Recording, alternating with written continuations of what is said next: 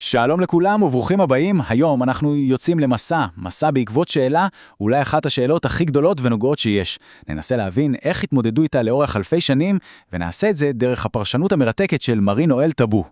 אז השאלה היא בעצם זו. איך האנושות התמודדה, ואיך היא עדיין מתמודדת עם הייאוש הזה של המוות? זאת שאלה שנוגעת בכולנו, והיא תהיה נקודת הפתיחה שלנו, המסגרת לכל הסיפור שאנחנו הולכים לחשוף יחד.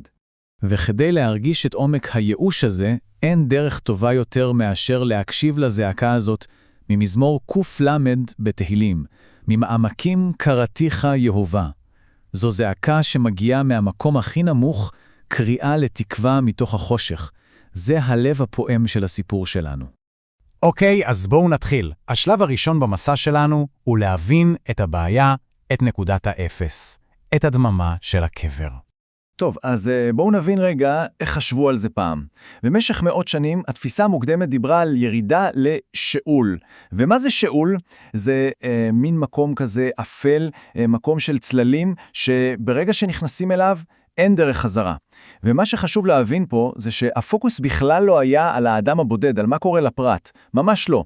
כל הדאגה הייתה סביב דבר אחד, הישרדות הקבוצה, הישרדות העם.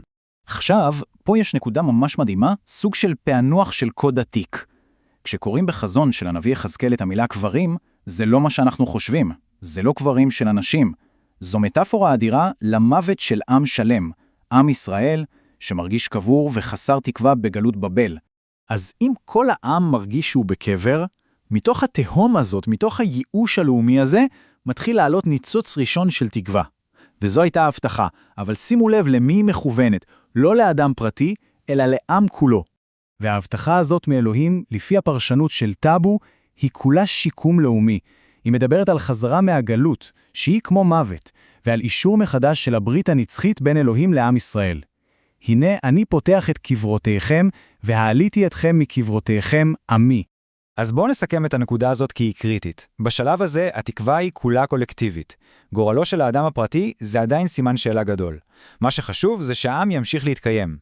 אבל כאן הסיפור רק מתחיל להתחמם.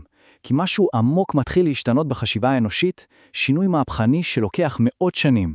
בואו נתקדם ונראה איך הרעיון הזה מתחיל להתפתח לכיוון חדש לגמרי. תראו את ציר הזמן הזה, הוא מספר סיפור מדהים על התפתחות של רעיון. זה לקח מאות שנים, אבל לאט לאט הפוקוס זז מהקבוצה, מהעם, אל עבר הערך והגורל של כל אדם ואדם. אז מה גרם לשינוי העצום הזה? לפי המקור שלנו, היו שני מרכיבים שהיו חייבים להתקיים כדי שזה יקרה. קודם כל, התעוררות של עניין אמיתי בפרט, בגורל ובערך שלו. ודבר שני, העמקה של האמונה באל, שהוא לא רק נאמן, אלא גם אל שמשחרר מכל סוגי השעבוד, אפילו מהשעבוד למוות עצמו. וכל התהליך הארוך הזה, כל ההתפתחות הזו במחשבה, מביאה אותנו לנקודת רתיחה, לרגע שיגדיר מחדש את כל מה שחשבו על חיים ועל מוות. אנחנו פוגשים את מרתה, והיא בעצם מייצגת את האמונה המקובלת של התקופה. היא אומרת, כן, אני יודעת, הוא יקום לתחייה, אבל מתי? אי שם בעתיד, ביום האחרון. ידעתי כי יקום בתחייה ביום האחרון. ואז מגיעה התשובה.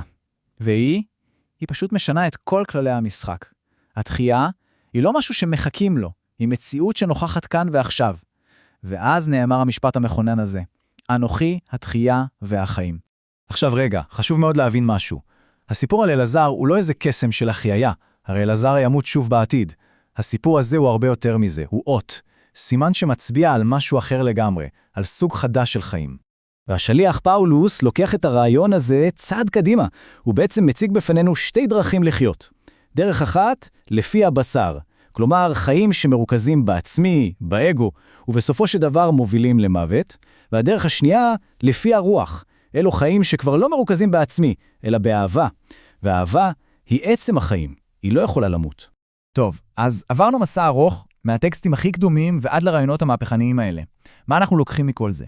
מה שראינו פה זה בעצם ביוגרפיה של רעיון. רעיון שהתחיל כתקווה רחוקה לעם שלם, והפך לאורך מאות שנים לכוח שמחיה אותנו ברגע הזה. התקווה היא לא משהו שמחכים לו, היא כוח שאפשר לחיות אותו עכשיו, והוא נטוע באהבה. וזה מביא אותנו למשפט חזק במיוחד מהמקור שלנו, שהוא כמו מפתח לכל הסיפור הזה. אם איננו מוצאים בטקסטים מילה משחררת, סימן שלא הבנו אותם. כלומר, המטרה העמוקה ביותר של הטקסטים האלה היא להביא לחירות. וזו השאלה שאיתה נסיים, שאלה למחשבה. מה אם המטרה האמיתית של כל הסיפורים העתיקים האלה היא לאו דווקא להכתיב לנו במה להאמן, אלא להציע לנו נתיב. נתיב להשתחרר מהייאוש, לא פעם בעתיד הרחוק, אלא ממש עכשיו, בחיים שלנו.